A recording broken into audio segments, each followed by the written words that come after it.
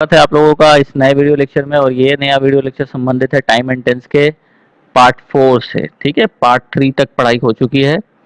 और इस video lecture में जो पिछला वीडियो लेक्चर था जिसमें प्रेजेंट कंटिन्यूअस टेंस हमने पढ़ा था, उसी का ये दूसरा भाग है। मैंने चूंकि कहा था आप लोगों से कि पिछले मतलब वीडियो लेक्चर में हमने प्रेजेंट कंटिन्यूअस टेंस के यूजेस के बारे में समझा था। और मैंने बोला था कि इसका जो अगला भाग होगा वो प्रेजेंट कंटिन्यूअस टेंस से ही संबंधित होगा। और उसमें हम लोग पढ़ेंगे प्रेजेंट कंटिन्यूअस टेंस में कुछ अपवादों के बारे में, कुछ एक्सेप्शंस है, कुछ ऐसे वर्ब्स हैं जो प्रेजेंट कंटिन्यूअस टेंस में यूज नहीं होते हैं। ओके, और अगर होते भी हैं तो किस प्रकार होते हैं, इसकी ये बात समझना है हम लोगों को, क्योंकि ये बहुत ज़रूरी है, बहुत आवश्यक है। ठीक है, एग्जाम में कई तरीके से यहाँ से क्वेश्चन पूछा जाता है, खास करके प्रेजेंट कंटिन्यूअस टेंस के इस उपयोग के बारे में, उपयोग से संबंधित।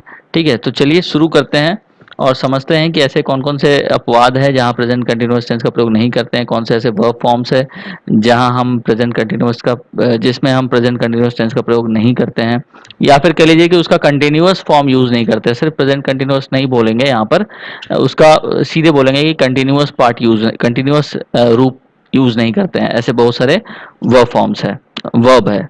कहाँ कहाँ और कौन कौन से वर्ब है, इसके प्रयोगों को समझते हैं। चलिए, तो टॉपिक आप देख रहे हैं यहाँ पर हमारा कि verbs that are not use in present continuous tense. Okay, तो non continuous verbs are verbs, इसको हम नॉन कंटिन्यूअस वर्ब्स बोलते हैं। किसको? जिनको हम कंटिन्यूअस टेंस में यूज नहीं करते हैं उनको बोलते हैं। ओके, तो non continuous verbs are verbs that we do not normally use with continuous tenses. बड़ा सिंपल सा बात हो गया। दीज स्टेटिव, अब चूंकि ये नॉन कंटिन्यूअस है तो ये क्या हो गया? स्टेटिव हो गया। स्टेटिव कहने का मतलब ये स्टेट बताता है। स्टेट इन द सेंस किसी चीज की स्थिति बताता है, एक्शन के बारे में ये बात नहीं करता है। ठीक है, इसको आपको समझना चाहिए कि ये नॉन कंटिन्यूअस है चूंकि, इसलिए एक्शन नहीं बताएगा। ये क्या बताएगा? किसी चीज की स्टेट के बारे में बताएगा, उसकी अवस्थिति, उसकी स्थिति के बारे में बात करेगा। इसलिए इसको हम स्टेटिव वर्ब्स बोल सकते हैं, है ना। And they can not express the continuous और प्रोग्रेसिव एस्पेक्ट। तो ऐसे नॉन कंटिन्यूअस वर्ब कोई भी कंटिन्यूअस या प्रोग्रेसिव एस्पेक्ट को एक्सप्रेस नहीं कर सकते हैं। अब ऐसे कौन कौन से वर्ब है, तो इनको निम्न कैटेगरी में बांटा गया है: verbs of perception, verbs of appearing, verbs of feeling, verbs of thinking, have मतलब प्रोसेस करना, किसी के अधिकार रखना, ये और सम अदर वर्ब्स है। तो इन कैटेगरी में इसको बांटा गया कि ऐसे वर्ब्स का प्रयोग हम कंटिन्यूअस सेंस में या प्रोग्रेसिव अर्थ में यूज नहीं करते हैं। जैसे कि वर्ब्स ऑफ परसेप्शन की अगर बात करते हैं तो see, hear, smell, notice, recognise, taste, ये सब चीज़ ऐसे वर्ब है जिस चीज़ को हम परसीव करते हैं, महसूस करते हैं, एहसास करते हैं, नोटिस करते हैं अपने सेंस ऑर्गन्स के थ्रू। सी, हियर, स्मेल, है ना। तो इसको हम वर्ब्स ऑफ परसेप्शन बोलते हैं। तो इसी प्रकार जैसे कि सी अगर लिखा है यहाँ पर, तो आप सीइंग का प्रयोग नहीं करेंगे। ठीक है, तो सी का मतलब, बेसिक मतलब क्या होता है? देखना। तो अगर सी का मतलब देखने से है तो उस अर्थ में आप सी, SIING, सीइंग नहीं करेंगे। ठीक है, लेकिन सी का एक दूसरा मतलब भी होता है। सी का एक मतलब होता है मिलना। ठीक है, अगर मिलने के अर्थ में सी का अगर यूज किया गया है तो इसमें आप सीइंग का प्रयोग कर सकते हो। तो ये समझना है कि इसमें से जितने भी वर्ब्स यहाँ लिखे गए हैं, ये सारे वर्ब्स जो लिखे गए हैं, इनमें से कुछ वर्ब्स ऐसे भी हैं जिनका प्रयोग हम ING लगा करके करते हैं। ओके, और कुछ वर्ब्स ऐसे हैं जिसको एकदम बिल्कुल ही नहीं करते हैं, तो उसको समझना जरूरी है। वो सारे वर्ब्स मैं आप लोगों को बता दूंगा, ठीक है, आगे वाले आने वाले स्लाइड्स में। उसी तरह से हियर है। हियर का भी प्रयोग हम अगर वर्ब्स अगर हम सुनने के अर्थ में करें, है ना, तो हम ING नहीं लगाएंगे। लेकिन अगर सुनवाई के अर्थ में करें तो ING लगाएंगे। ओके, तो इसके प्रयोगों को समझना है। उसके बाद वर्ब्स ऑफ अपीयरिंग है, मतलब प्रतीत होने के अर्थ में, तो उसके लिए अपीयर शब्द होता है, सीम होता है, लुक होता है। तो अगर प्रतीत होने के अर्थ में इनका प्रयोग होता है ये सारे वर्ब्स का, ठीक है, तो फिर हम ING का प्रयोग इनके साथ नहीं करेंगे, अपीयरिंग नहीं करेंगे वहां पर अगर प्रतीत हो रहा है हमको कुछ तो, या लुकिंग नहीं करेंगे अगर हमको कुछ प्रतीत हो रहा है तो, या फिर सीमिंग नहीं बोलते हैं कभी भी, सीम बोलते हैं। ये सब प्रतीत होने के अर्थ में, ध्यान रखिएगा इस बात को।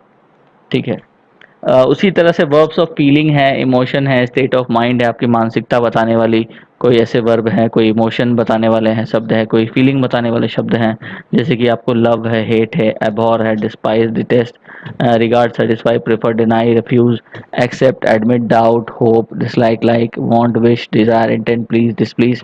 तो ये सारे वर्ब के साथ भी हम साधारण तौर पर आईएनजी नहीं लगाते हैं। क्यों? क्योंकि या तो ये वर्ब्स ऑफ फीलिंग्स है, इमोशन है, या स्टेट ऑफ माइंड है। जैसे कि आई होप, है ना, I hope you will do good. अगर ये एक सेंटेंस है, I hope you will do good, ठीक है। तो अब यहाँ पर ऐसे नहीं बोल सकते कि I am hoping you will do good, you can not tell this, ठीक है। आई एम होपिंग का प्रयोग नहीं करोगे, तो इसको समझना है। उसी तरह से जैसे कि आई डाउट अगर शब्द है, सपोज करो डाउट, ठीक है, तो आई एम डाउटिंग नहीं करेंगे, हम कभी नहीं बोल सकते हैं आई एम डाउटिंग, ठीक है। आई डाउट होता है, ठीक है, किसी के ऊपर आपको शक है, संदेह है, तो आई डाउट। तो उसी तरह से क्लियर क्लियर। उसी तरह से वर्ब्स ऑफ थिंकिंग है, उसमें आपको mean, suppose, think, imagine, presuppose, recall, recollect, remember, forget, believe, know, trust. तो इस सब के साथ हम आईएनजी का प्रयोग हम नहीं करते। जैसे इसमें एक एक जैसे ये देख सकते हो, थिंक, थिंक के साथ हम आईएनजी लगाते हैं, है ना। हमेशा नहीं लगाते हैं, जब इसका कोई विशेष मतलब होता है तो लगाते हैं, और थिंक का भी प्रयोग करते हैं, दोनों का प्रयोग करते हैं, लेकिन दोनों का मतलब अलग अलग है। थिंक अगर है तो इसका मीनिंग अलग होगा, थिंकिंग अगर है तो इसका मीनिंग अलग होगा। ये आने वाले स्लाइड्स में हम बेहतर तरीके से समझेंगे। लेकिन इमेजिनिंग नहीं कर सकते, रिकॉलिंग नहीं कर सकते, रिकलेक्टिंग नहीं कर सकते, फॉरगेटिंग नहीं कर सकते, बिलीविंग नहीं, नोइंग नहीं, ये सब प्रयोग नहीं करते हो, ठीक है। इस इन सब का प्रयोग आप मैक्सिमम केस में V1 के रूप में ही होता है, ये सारे वर्ब जितने अभी दिए हुए हैं। और फिर डिपेंडिंग अपॉन द सब्जेक्ट इसको आप V5 भी कर सकते हो। कहने का मतलब ये प्रेजेंट टेंस में करोगे, कंटिन्यूअस टेंस में नहीं करोगे। उसी तरह से हैव अगर अधिकार जताने के लिए यूज किया जा रहा है, तो उसके लिए जो वर्ब्स जो यूज होते हैं, जैसे कि ओन है, पोसेस है, हैव है, बिलोंग टू है, keep, consist of, contain, comprise, including, involve, include, involve. तो इसका प्रयोग हम इस अर्थ में, हैव या पोसेस के अर्थ में नहीं करेंगे, आईएनजी लगा करके कभी नहीं करेंगे। जैसे कि this book belongs to me, this book belongs to me. तो अब यहाँ पे ये नहीं बोलोगे कि belonging to me, this book is belonging to me, no, you can not use this, belongs to me ही होगा, क्लियर। उसी प्रकार से कुछ और वर्ब्स हैं, जैसे कि equal, cost, deserve, depend, fit, owe, lack, matter, suffice, require, resemble, need, dare, sound, tend. तो इनके साथ भी हम V1 का ही यूज करेंगे, या मैक्सिमम V5 का यूज करेंगे, आईएनजी का यूज नहीं करेंगे। तो ये कुछ मोटा मोटी वर्ब्स हो गए जो निश्चित तौर पर आपको याद करना चाहिए, डेफिनेटली याद करना चाहिए। और कुछ ऐसे वर्ब्स होंगे, मे बी ऐसा मैं समझता हूँ, जो थोड़े से छोटे बच्चे हैं उनको शायद अभी अवेयरनेस नहीं होगी कुछ वर्ब्स के बारे में। तो मैं उन लोगों से इतना कहना चाहूँगा कि आप लोग जो सारे वर्ब्स यहाँ जो भी लिखे हैं, उनमें से अगर कोई भी ऐसा वर्ब है जिसका मीनिंग आपको नहीं पता हो, तो अपने आप को सिखाने का स्वयं प्रयास करें, और डिक्शनरी निकाले, और इन सब का हिंदी मीनिंग नोट करते हुए सेंटेंसेस निर्माण करने का प्रयास करें, ठीक है। इन सारे सेंटेंसेस, सारे शब्दों से आप सेंटेंसेस को बनाएं, ठीक है। तो ज़्यादा अच्छे तरीके से आपको सब कुछ समझ में आएगा, इसके यूजेस समझ में आएंगे, मीनिंग जो डिक्शनरी से नोट करोगे उसको मीनिंग समझते हुए सेंटेंसेस का निर्माण करो, ठीक है। तो वर्ड्स के प्रति अवेयरनेस आपकी बढ़ जाएगी। चलिए, अब इतनी बातों को समझने के बाद हम लोग आगे बढ़ते हैं।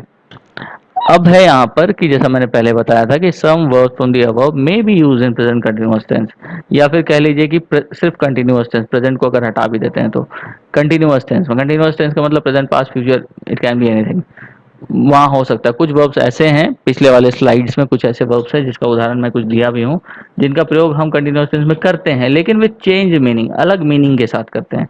वो कौन कौन से वर्ब है उसको समझते हैं, वो आपके लिए समझना बहुत जरूरी है। इसमें देखो, पहला वर्ब है आपको सी। अगर इसका मीनिंग परसीव विद द आई है, मतलब देखने के अर्थ में, परसीव विद द आई इसका मतलब देखना होता है, अगर देखने के अर्थ में है, ठीक है, तो फिर not use in continuous tense, फिर कंटिन्यूअस टेंस में इसका प्रयोग नहीं करेंगे। लेकिन अगर इसका मतलब मिलना है, टू मीट है, तो use in continuous tense. Example में देखते हैं, आई see him come towards me, मैं उसे मेरे तरफ आते हुए देख रहा हूँ। अगर ऐसा कुछ बोल रहे हैं तो यहाँ पे आई एम सीइंग नहीं होगा, गलत हो जाएगा, क्योंकि यहाँ अर्थ इसका क्या है, तो देखने से है, ठीक है। सी का अर्थ क्या है, देखने से है, तो आईएनजी नहीं लगाएंगे, उसको हम V1 या V5 में लगाने देंगे, सब्जेक्ट क्या है उसको देख करके।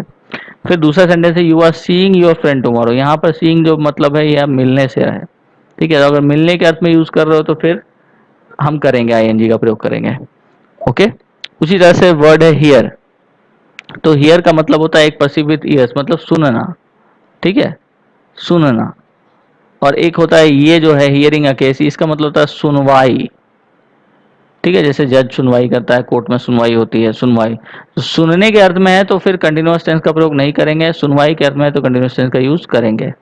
इस बात को समझना है आपको। एग्जाम्पल में जैसे कि आई हियर अ नॉइस, मुझे एक आवाज सुनाई दे रही है ना। हिंदी है यही कि मुझे एक आवाज सुनाई दे रही है, बट हम क्या बोल रहे हैं, आई हियर अ नॉइस, ठीक है। I am hearing a noise नहीं बोल देना, I am hearing a noise गलत हो जाएगा फिर, क्योंकि यहाँ हियर शब्द का प्रयोग सुनने से है, तो सीधी सी बात है कंटिन्यूअस फॉर्म इसका नहीं होगा। तो V1 या V5 यूज करोगे, सब्जेक्ट क्या है उस पर डिपेंड करता हुआ। चलो, उसी तरह से जज is hearing the case today, अगर जज है कोई तो वो क्या करता है, सुनवाई करने का काम करता है। तो जज is hearing the case today, जज आज केस की सुनवाई करने वाले हैं या कर रहे हैं। तो यहाँ पर हियरिंग हम लगा सकते हैं, आज उसकी हियरिंग है, बोलते हैं ऐसा, कई बार सुने भी हो गया ऐसा। क्लियर। तो ये बात हो गया हेयर से संबंधित। उसके बाद टेस्ट और स्मेल है ना। तो अगर टेस्ट का मतलब स्वाद देना होता है, स्मेल का मतलब अगर महकना होता है, ठीक है, तो फिर हम इसको आईएनजी लगा के यूज नहीं कर सकते। जैसे शुगर टेस्ट स्वीट, शुगर मीठा होता है, शुगर का स्वाद मीठा होता है, शुगर मीठा स्वाद देता है। क्लियर। उसी तरह से आई स्मेल समथिंग बर्निंग, मुझे कुछ जलता हुआ महक रहा है। तो देखो यहाँ पे एक चीज जो आपको समझना चाहिए, यहाँ पे देखो आई एम स्मेलिंग नहीं होगा, यहाँ पे टेस्टिंग स्वीट नहीं होगा। एक चीज जो यहाँ पे मैं आप लोगों को फोकस करना चाहूंगा या आप लोगों का ध्यान केंद्रित करना चाहूंगा, मैंने शुरुआत में ये स्टेटिव शब्द का यूज किया था, मतलब स्टेट बता रहे थे। अब अगर यहाँ से नोट करते हो टेस्ट स्वीट, ठीक है, तो अब टेस्ट स्वीट्स मतलब शुगर मीठा होता है, ये किसका गुण है, शुगर का गुण है। यहाँ पे मैं तो नहीं कुछ कर रहा हूँ, लेकिन शुगर अपने आप स्वीट है और आपको खाते हैं तो उसका एहसास हमको होता है। क्लियर। तो ये स्टेट ऑफ एक्शन स्टेट बता रहा है। लेकिन अगर हम किसी चीज को टेस्ट कर रहे हैं, अगर आई एम टेस्टिंग समथिंग, जैसे कि सपोज कर सकते हो यहाँ पर कि I M testing the food, ठीक है, अगर है तो यहाँ पर मैं स्वाद चख रहा हूँ किसी चीज का, तो मैं एक्शन कर रहा हूँ। यहाँ जो टेस्ट है ये एक्शन बता रहा है, तो यहाँ पर आप आईएनजी लगा सकते हैं। लेकिन यहाँ जो है ये टेस्ट, ये एक्शन नहीं बता रहा है, ठीक है। तो इसको समझना जरूरी है। तो जो शब्द एक्शन बताए और आप उसको कंटिन्यूअस सेंस में यूज करना चाहते हो तो कर सकते हो, लेकिन जहाँ से एक्शन का ज्ञात नहीं होता है वहां से हम आईएनजी नहीं लगाएंगे। जैसे कि आई स्मेल समथिंग बर्निंग, तो burning in the sense what, कुछ और चीज, बर्न कुछ और चीज कर रहा है, मैं कुछ नहीं कर रहा हूँ उसको जलाने के लिए या वैसा सुगंध करने के लिए, वो बर्न कर रहा है और उसके कारण उससे उसका जो स्टेटस है वो गंध कर रहा है, वो गंध कर रहा है तो मेरे नाक में जा रहा है। This is simple, I am not doing anything to smell that thing, है ना, वो अपने आप हो रहा है।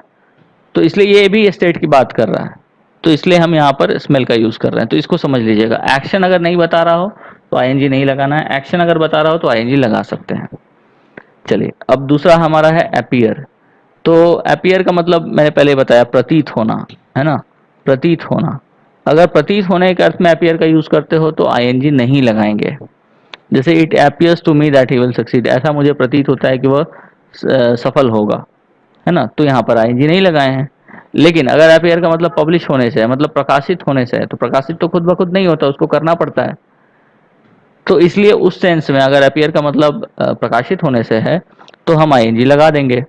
जैसे my new book is appearing next week, मेरा अगला किताब जो है वो अगले सप्ताह आ रहा है, अगले सप्ताह आ रहा है जैसे ना, अगले सप्ताह प्रकाशित होने वाला है। Clear. The sun is appearing on the horizon, प्रकट होना। अपियर का एक मतलब और होता है टू कम आउट, प्रकट होने के अर्थ में है। तो अगर प्रकट होने के अर्थ में है तो आईएनजी लगा देंगे। क्लियर है। प्रतीत होने के अर्थ में है तो आईएनजी नहीं लगाएंगे। तो स्टेट ऑफ एक्शन जो बताए, एक्शन जो बताए उसमें हम वर्ब में आईएनजी लगाते हैं। इस बात को समझना बहुत जरूरी है आपको। तो सेंटेंस पकड़ के समझना पड़ेगा कि किसी सेंटेंस से क्या समझ में आ रहा है, एक्शन समझ में आ रहा है या किसी चीज की अपनी एक अवस्थिति समझ में आ रही है। अवस्थिति समझ में है तो आईएनजी नहीं लगाएंगे, एक्शन समझ में आ रहा है तो आईएनजी लगाएंगे, और ये सेंटेंस समझ के आराम से समझ में आ जाएगा। इसके अलावा फील शब्द है कि now I feel why I did not succeed. तो फील का एक मतलब होता है महसूस करना, है ना। तो जब फील का मतलब है महसूस करना, तो उसमें हम आईएनजी का प्रयोग नहीं करते हैं, उसमें हम V1 या V5 का ही यूज कर सकते हैं कि now I feel why I did not succeed, अब मुझे महसूस होता है कि मैं सफल क्यों नहीं हुआ। और उसी तरह से अगर फील का दूसरा मतलब भी होता है, फील का मतलब होता है फिजिकल या मेंटल कंडीशन बताना, फिजिकल या मेंटल कंडीशन बताना। अगर फिजिकल या मेंटल कंडीशन बताने के अर्थ में अगर हम यूज कर रहे हैं, तो हम इसमें आईएनजी लगा सकते हैं और नहीं भी लगा सकते हैं, ठीक है, दोनों बात संभव है। जैसे the patient said I am feeling better now, है ना, patient said I am feeling better now. अगर यहाँ से सवाल पूछा जाता कि how are you feeling now, तो जवाब क्या हो जाएगा कि I am feeling better now. लेकिन अगर जवाब ऐसे क्वेश्चन होता है कि how do you feel now, how do you feel now, ठीक है, ये भी मेंटल या फिजिकल कंडीशन के बारे में, शारीरिक या मानसिक स्थिति के बारे में।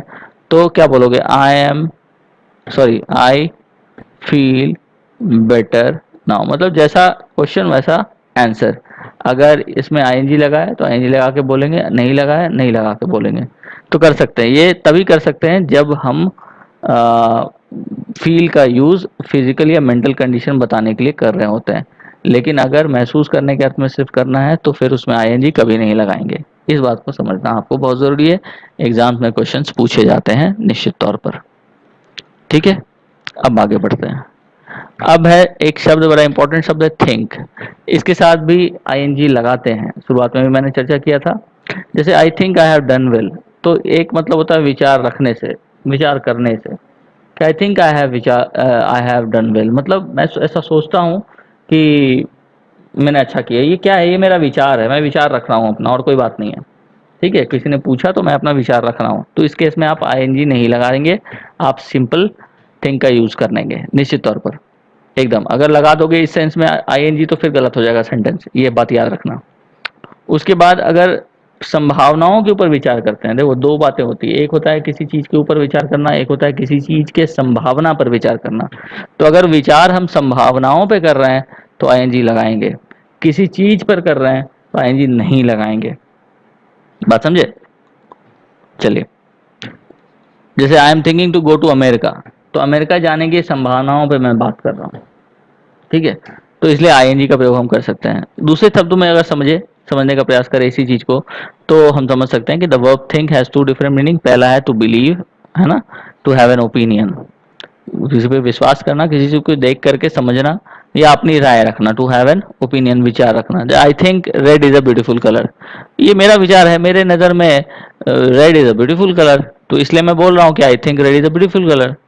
और दूसरा अर्थ हो सकता है थिंक का क्या, टू रिफ्लेक्ट, या फिर to use your brain to solve a problem, है ना, अपना दिमाग का इस्तेमाल करते हो किसी प्रॉब्लम को सॉल्व करने के लिए, है ना। टू रिफ्लेक्ट करते हो, किसी एक्शन का रिफ्लेक्शन होता है उससे, अगर थिंक से, तो वहां पे आईएनजी हम लगा सकते हैं। बड़ा सिंपल सी बात है, जैसे I am thinking about my homework, ठीक है, हम अपने दिमाग का इस्तेमाल कर रहे हैं इसके लिए, तो आई am thinking about my homework, clear. तो यहाँ पर आप आईएनजी का यूज कर सकते हो। ये बड़ा मतलब कि आपके लिए समझना बहुत जरूरी है, और उम्मीद करता हूँ कि आपको ये बातें जरूर समझ में आएगी। थोड़ा प्रैक्टिस तो जरूर बनता है, प्रैक्टिस कीजिएगा निश्चित तौर पर, और क्लियर हो जाएगा कॉन्सेप्ट। 2-3 बार वीडियोस देखोगे तो और क्लियर होगा, ठीक है। जैसे कि इसको एक्सप्लेन करते हैं कि in sense one there is no real action और no activity, this sense is called stative, है ना। पहले सेंस में red is a beautiful colour, इसमें कोई एक्शन प्रतीत होता हुआ नजर नहीं आ रहा है ना, तो इसलिए इसको स्टेटिव बोल सकते हैं इस सेंस को। और दूसरा सेंस की बात करते हैं तो there is a kind of action, इसमें एक एक्शन हमको दिख रहा है, ठीक है, a kind of activity, action का मतलब kind of, this sense is called dynamic, और इसको हम डायनेमिक सेंस बोलते हैं, और इसलिए यहाँ पर आईएनजी का यूज किया जाता है। तो अगर डायनेमिक सेंस होगा तो आईएनजी यूज करेंगे, स्टेटिव सेंस होगा तो आईएनजी यूज नहीं करेंगे। बस सिंपल सी बात है, यही समझाने का प्रयास था कि when we use the stative sense we cannot use a continuous tense, when we use a dynamic sense we can use any tense depending on the situation। बस ये सिंपल सा बात है। तो इतनी बातों के साथ मैं उम्मीद करता हूँ ये सब प्लीज आप लोग नोट कर लीजिएगा, बहुत इंपॉर्टेंट है आपके लिए। बहुत सारे एग्जाम में इससे रिलेटेड बहुत सारे एरर पूछे जाते हैं, अगर इतनी बातें समझ में रहेगा तो आप आराम से क्वेश्चन बनाओगे बिना किसी दिक्कत के, और थोड़ा पकड़ भी आपकी मजबूत हो जाएगी। ठीक है, तो उम्मीद करता हूँ कि ये क्लास आपको पसंद आया होगा, लेक्चर पसंद आया होगा। पसंद आए बेटा तो निश्चित तौर पर लाइक करें, सब्सक्राइब करें, चैनल को शेयर करें, वीडियोस को जितना ज़्यादा आप शेयर कर सकते हो अपने लोगों से, दोस्तों से, और जिनको ज़रूरत है उनसे, उतना ज़्यादा अच्छा होगा। लोगों के पास सही जानकारी पहुंचेगी, लोग सीखेंगे, समझेंगे। ठीक है, ऐसा मैं उम्मीद करता हूँ कि आप लोग ऐसा करेंगे। वीडियोस पसंद आया तो आप प्लीज़ कमेंट करके भी ज़रूर बताएं, मैं आप लोगों के कमेंट का वेट करता हूँ। मुझे अच्छा लगता है आप लोग कमेंट करते हैं तो कमेंट करके भी ज़रूर बताएं कि वीडियो कैसा लग रहा है, और भी कुछ अगर चाहिए आपको तो भी मुझे आप बता सकते हैं। ठीक है, तो इसी के साथ मैं आज का ये वीडियो लेक्चर समाप्त करता हूँ। प्रेजेंट कंटिन्यूअस टेंस समाप्त होती है। अगले वीडियो लेक्चर में हम लोग पढ़ेंगे प्रेजेंट परफेक्ट टेंस के बारे में। So thank you very much for listening to the video. Please take care of your self, stay at home, and God bless you.